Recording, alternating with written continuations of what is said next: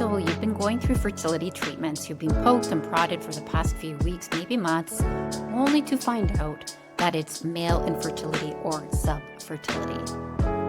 Today we're going to look at that and what you can actually do to help improve it. I'm going to walk you through the latest research on diet, exercise, things to avoid, and give you the nuances you need so you can make empowered decisions. So let's get into it. First, let's talk about why lifestyle factors even matter for sperm. Here's something important to understand about sperm production, also called spermatogenesis. It takes roughly 64 days on average and up to 76 days, depending on the guy, to actually produce sperm. That means the changes you make today may take up to 3 months to actually have a benefit or full effect. So, patience is the key. Now, why does lifestyle affect sperm? 3 reasons: oxidative stress, hormonal balance, and inflammatory effects. So let's look a little bit on oxidative stress. This is actual damage to the sperm from unstable molecules called free radicals. And studies show that about 80% of men with infertility have elevated oxidative stress in their semen.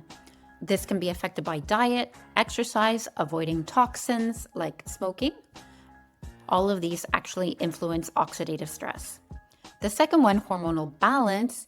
Your testosterone to estrogen ratio matters.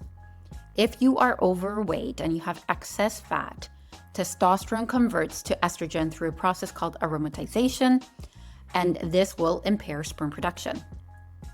And third kind of category, inflammation and metabolic health.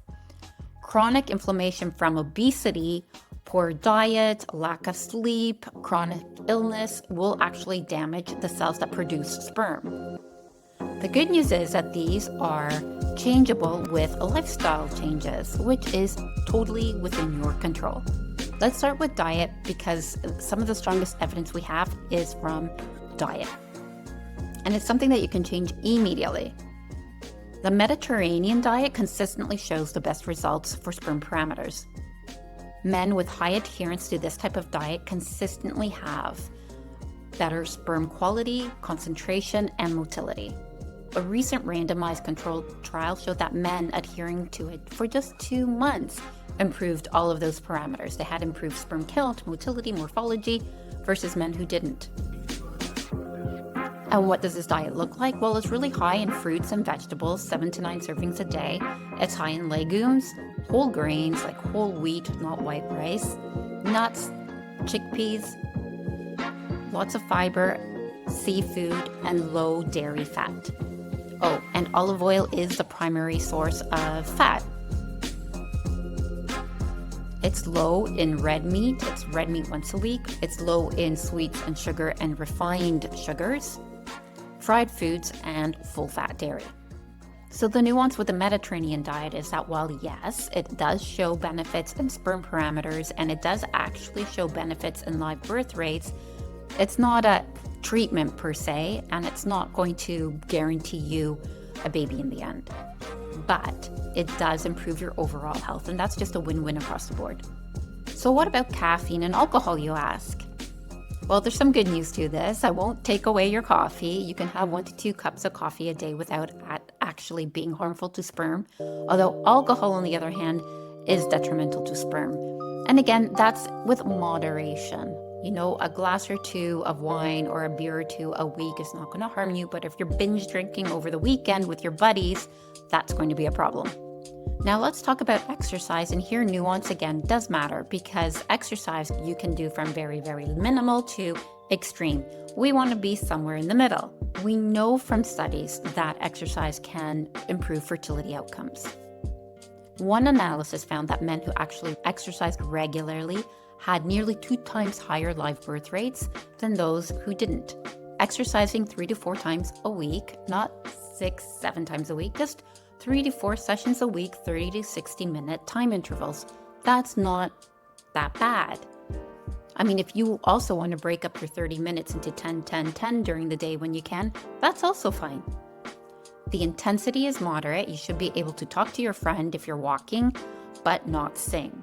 The benefits from combined aerobic and resistance training seem to work the best. How long does it take to see changes? Anywhere between 9 and 16 weeks. Basically, it will take 4 months to optimize your sperm with exercise. And if you're carrying extra weight, this section is really important. I'm talking to you.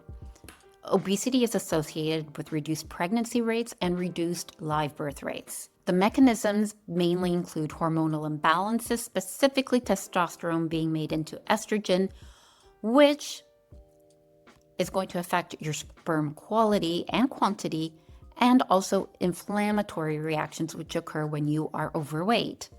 The good news is that lifestyle interventions, simple lifestyle interventions like exercising, eating properly, are the first line of attack for obesity, and that's what we have the strongest evidence for.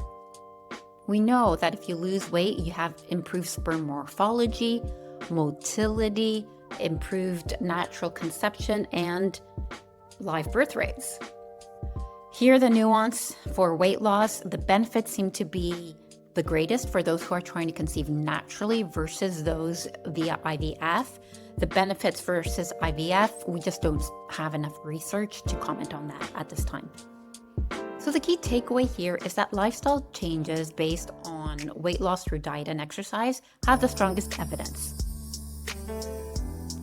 We've talked about things that you can do. Let's talk about things that you should not do. Smoking, which has been consistently associated with reduced fertility. You've got decreased morphology, decreased sperm counts, and increased DNA fragmentation. All of these lead to poor fertility. Recreational drugs like cannabis, opioids, also poor sperm production. Anabolic steroids, and this is actually a significant issue because it can cause irreversible infertility. And last but not least, which seems to be like this issue that not a lot of people think about, but e-cigarettes, they're really not as good as you think they are. There is emerging evidence to suspect that they are not fertility friendly and can affect sperm quality. Heat exposure, because sperm production requires a lower temperature threshold, so avoiding things like a hot tub, sauna, tight underwear, a laptop directly on your lap, and prolonged sitting. Lubricants, if you're using lubricants during sex, some of them actually have spermicidals in them. Some people are not aware of that. Make sure that it is a fertility-safe lubricant. And now moving on to supplements, because a lot of people will start with lifestyle changes and exercise, and then they'll also put in supplements. And as the name implies, supplements are supplemental to a good lifestyle and exercise. So there are meta-analyses that do show that certain supplements can help with sperm parameters, but we do need more studies to really fully elucidate the benefit of all of them. However, with the studies that we do have some consistent results with certain supplements, those being L-carnitine, zinc, lycopene, CoQ10, and selenium. My take on the whole thing is that supplements may be reasonable as an adjunctive therapy, especially if you're not ready for assisted therapy or IVF and you're trying to go natural, but they're not a magic bullet. And they definitely should not be changing your foundational lifestyle changes of diet and exercise. Let's talk about realistic expectations and time frame for this, because I don't want you to be disappointed. I want you to feel empowered and you know exactly what the timeline will be. So remember, spermatogenesis roughly takes, give or take, 64 days.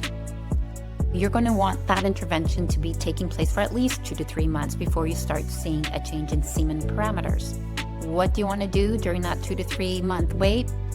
Let me give you a simple action plan. Start a Mediterranean diet today. Eat more legumes, fruits, vegetables, and nuts. Put more olive oil into your diet. Move away from the butter. Enter olive oil. Exercise moderately 3 to 4 times a week, 30 to 60 minutes each time. If you're overweight, aim for weight loss. Even gradual weight loss, slowly, shows an improvement in sperm parameters. Number 4, quit smoking and avoid alcohol. And recreational drugs. I mean, that should go without saying, but I'm saying it anyways. Reduce heat exposure. Kill the tidy whities, go for loose boxers. Avoid hot tubs, take breaks when you're sitting, and don't put your laptop on you. You can consider some supplements like L-carnitine, CoQ10, zinc, omega-3s, etc., but don't rely on them alone. 7, be patient. Give it at least 3 months before you see a change in your semen analysis. And 8, work with your healthcare team. These changes work best if you're part of a team and a comprehensive plan. Hope you found that helpful. If you liked it, please like and subscribe as it helps me to put out more educational videos. And drop your questions and comments. I do read them and I do try to answer them. And if you're interested in more details about what foods exactly may benefit your health, please watch the next video on that topic. Thanks for watching and take good care of yourselves.